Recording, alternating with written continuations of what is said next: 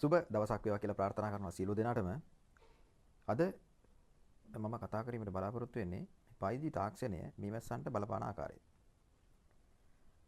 5G තාක්ෂණය ලොව පුරා වේගයෙන් ව්‍යාප්ත වෙමින් පවතිනවා.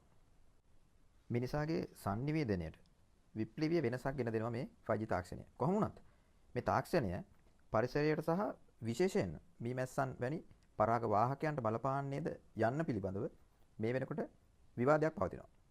සමහර විද්‍යාඥයින් කියා සිටින්නේ මේ 5G තාක්ෂණයේ විකිරණ මීමැස්සන්ගේ සංචලනය, sannivedana සහ මේ ජීවන චක්‍රයට බලපාන බවයි. අනෙක් අතට බොහෝ විශේෂඥයින් පවසන්නේ මේ ප්‍රකාශය සඳහා ප්‍රමාණවත් සාක්ෂි මේ වෙනකොට හොයාගෙන නැහැ කියලා. කොහොම වුණත් අපි මේ විවාදයේ දෙපැත්ත ගැන පරීක්ෂා කරන්න ඕනේ. අපි බලමු මීමැස්සන්ගෙන් අපිට ඇති ප්‍රයෝජන මොනවද කියලා.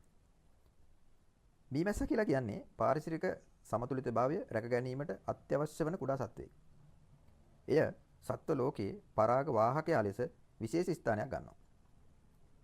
මීමැස්සන් බොහෝ පළතුරු ඒ වගේම පුෂ්පවල පරාගණය කරමින් ආහාර නිෂ්පාදනයට මහත් දායකත්වයක් ලබා දෙනවා. මේ මගින් කෘෂිකාර්මික අස්වනු වැඩි වී ආර්ථිකයත් පාරිසරික පද්ධතියටත් වටිනා දායකත්වයක් දක්වනවා.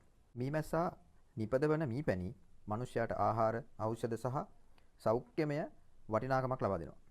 ඒ වගේම මීපැණි සහ මීමැස්සන් නිෂ්පාදන ව්‍යාපෘතිය රැකියාවක් ලෙසත් ලෝකයේ රටවල් බොහෝමයක ආදායම් මාර්ගයක් වෙලා තියෙනවා. මුලින්ම අපි බලමු මේ 5G තාක්ෂණය කියන්නේ මොකක්ද කියලා. 5G තාක්ෂණය කියලා කියන්නේ ජංගම දුරකථන තාක්ෂණයේ පස්වන ජෙනරේෂන් එක. එය පෙර ජෙනරේෂන් වලට වඩා ඉහළ සංඛ්‍යාත භාවිතා කරනවා. විශේෂයෙන් 24 GHz සිට 100 GHz දක්වා තරංග විශාල පරාසයකට වියදෙනවා. මෙම තාක්ෂණය වේගවත් භාගත කිරීම, ඒ කියන්නේ ඩවුන්ලෝඩ් කිරීම, අඩු ප්‍රමාද සහ වැඩි උපාංග සම්බන්ධ කිරීමේ හැකියාව ලබා දෙනවා. නමුත් ප්‍රශ්නය තමයි මෙම අධි සංඛ්‍යාත විද්‍යුත් චුම්බක ක්ෂේත්‍රය ජීවීන්ට බලපාන්නේද යන්නයි. එහෙනම් අපි බලමු මේ මීමැස්සන්ට මේ 5G තාක්ෂණයේ බලපෑම කොහොමද කියලා.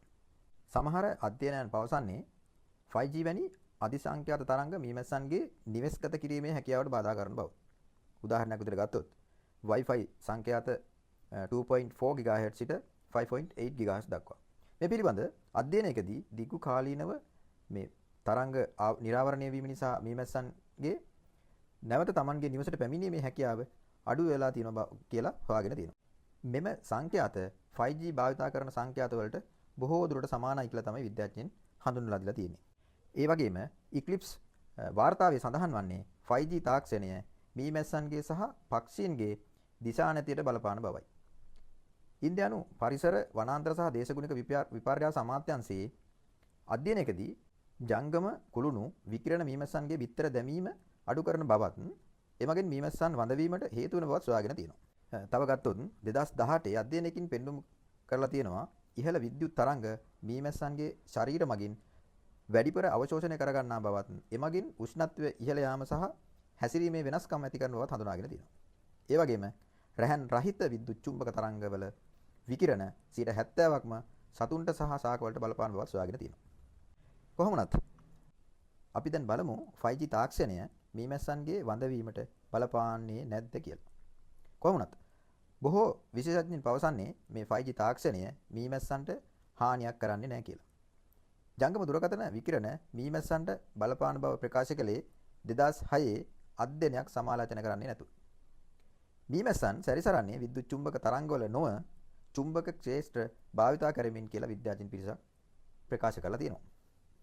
වර්තමානයේ 5G තාක්ෂණය මීමැස්සන්ට බලපාන බව නිශ්චිත සාක්ෂි තාම හමු වෙලා නැහැ. විද්‍යාත්මක එකඟතාවය නම් තවදුරටත් පර්යේෂණ අවශ්‍ය බවයි. නමුත් මීමැස්සන්ට ඇති ප්‍රධාන තර්ජනය වන්නේ පලිබෝධනාශක, Tamanගේ වාසස්ථාන අහිමි වීම, රෝග සහ දේශගුණික විපර්යාසයි. නිගමනයක් විදිහට ගත්තොත් 5G තාක්ෂණය මීමැස්සන් වඳවීමට හේතුවක්ද යන්න පිළිබඳ විද්‍යාත්මක එකඟතාවයක් තාම නැහැ. නමුත් ඒවාට සීමාවන් තියෙන්න පුළුවන්. කොහොම වුණත් පාරිසරික බලපෑම් පිළිබඳ වැඩිදුර පර්යේෂණ අවශ්‍ය වෙනවා. මීමැස්සන් ආරක්ෂා කිරීම සඳහා ප්‍රධාන තර්ජන කෙරෙහි අවධානය යොමු කිරීම ඉතා වැදගත් වෙනවා. ඒ වගේම තමයි 5G ව්‍යාප්තියත් සමග පාරිසරික බලපෑම් තක්සේරු කිරීම අත්‍යවශ්‍ය වෙනවා. චූටි ඉල්ලීමක් තියෙනවා. මේ page එක හොඳයි කියලා හිතනවා නම් ලයික් එකක් දාන්න, ෆලෝ කරන්න, කමෙන්ට් එකක් දාගෙන යන්න. ඔයාගේ තියෙන අදහසුත් ඒ වගේම ඔයාලගේ යාළුවන්වත් බලන්න ෂෙයා කරන්න.